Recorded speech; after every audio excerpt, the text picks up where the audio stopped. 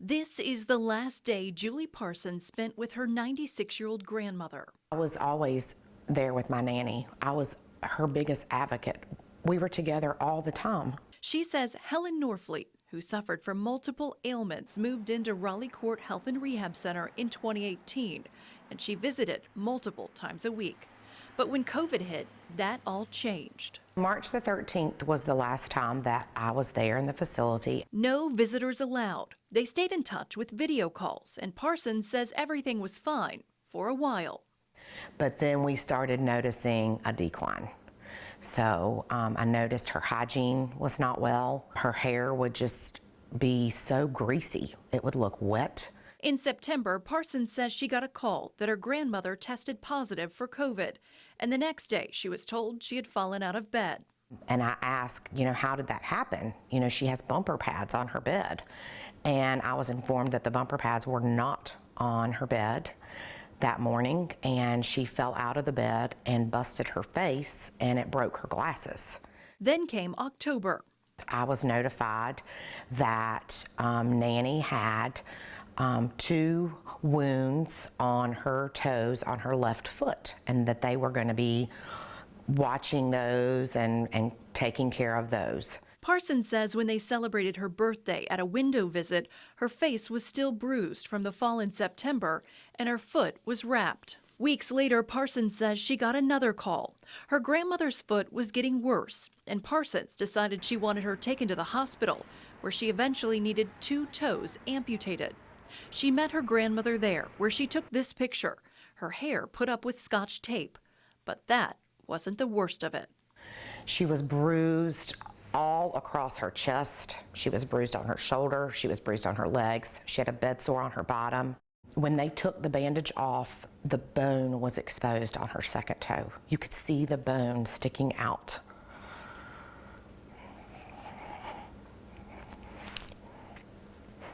It was so awful.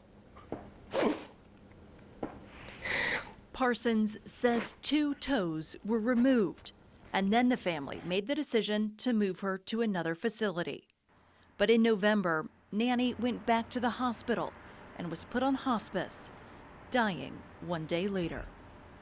10 News pulled search warrants and found 2 cases being investigated for 2 different women at Raleigh Court. The first search warrant shows investigators wanting Helen Norfleet's medical records while she was at Raleigh Court Health and Rehab Center, police looking into possible neglect against the 96-year-old. According to the warrant, in October, a report was filed with Adult Protective Services and Roanoke Police, stating the level of care decreased dramatically once the facility stopped allowing visitors. It was determined that Norfleet had an infection on her toes that required amputation. Our investigation also found this December report from the Office of Licensure and Certification, run by the Virginia Department of Health. It says the quality of care requirement was not met. Facility staff failed to provide assessment and treatment of a wound. Concerned that her foot was not assessed by a physician for more than 2 months, and that the time gap between the first physician assessment documenting the foot wounds on 8/11/20 and the next physician assessment on 10/21/20 exacerbated by the failure of the physician to assess wounds on 10/7/20 contributed to her being transferred to a higher level of care and a delay in treatment. The failure to regularly document the condition of the wounds made it impossible to determine when the wounds formed and the resident's condition deteriorated. The state survey concluded that failures constituted neglect of the resident that resulted in harm to the resident. Raleigh Court's plan of correction filed last month includes that it is not an admission to and does not constitute an agreement with the alleged deficiencies, and that everyone who lives there was reviewed for skin impairments, and to ensure assessment and treatment is accurate. Nurses were educated, and nursing leadership will review current residents with skin impairments weekly for 8 weeks. VDH says the citation requires a revisit that will be unannounced. My nanny went peacefully, but I think about the absolute neglect and the horror that my nanny must have went through. My nanny went from, when are you coming over here, to, I need you to come over here. Our investigation found 4 other reports for Raleigh Court listed on the VDH website going back to 2016 that have been investigated, and the facility had to provide a plan of correction. This 10 News investigation also found another search warrant asking for medical records of another woman in her 90s who lived at the facility. It says on November 29, 2020, a month after Norfleet's condition was reported to Roanoke City Police and Adult Protective Services, a case involving another individual was reported. The search warrant says staff obtained an emergency custody order. Staff advised she may have a UTI, and that was most likely the cause of her problems. Staff then contradicted themselves to officers and stated she was not suicidal or homicidal. The search warrant goes on to say when she was brought to the hospital, she had a large amount of dried fecal matter in her diaper and on her body, but had on a clean diaper. The warrant says she was raw and red due to the large amount of fecal matter.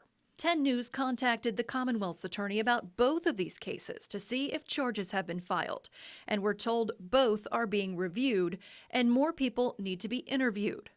We asked for an interview with Raleigh Court, but they declined and sent us this statement from Administrator Chance Kraft that reads in part, quote, "As a leading provider of skilled nursing and rehabilitation services, we are held to strict standards, and we take our role as healthcare provider very seriously. While a family member and a clinician's perspective will often vary in regards to a loved one's health condition, we are unfortunately precluded from commenting due to privacy laws. We operate in a heavily regulated industry that has mandatory reporting requirements and other intentional measures to ensure that vulnerable patients are thoroughly protected. We strongly believe in the value of these processes and procedures and stand proudly on our long track record of providing excellent care." But Parsons says she's not done fighting. I really believe if families were allowed to still go into the facilities and visit their loved ones and kind of be that checks and balances, none of this would have happened. My prayer is that not one more person endures what my nanny endured. The Commonwealth's attorney told me it can take up to 90 days to complete the investigation, and he expects it will take at least another month. 10 News will continue to follow this closely. You can see the documents and Raleigh Court's statement on WSLS.com. Jenna Zibton, 10 News, working for you.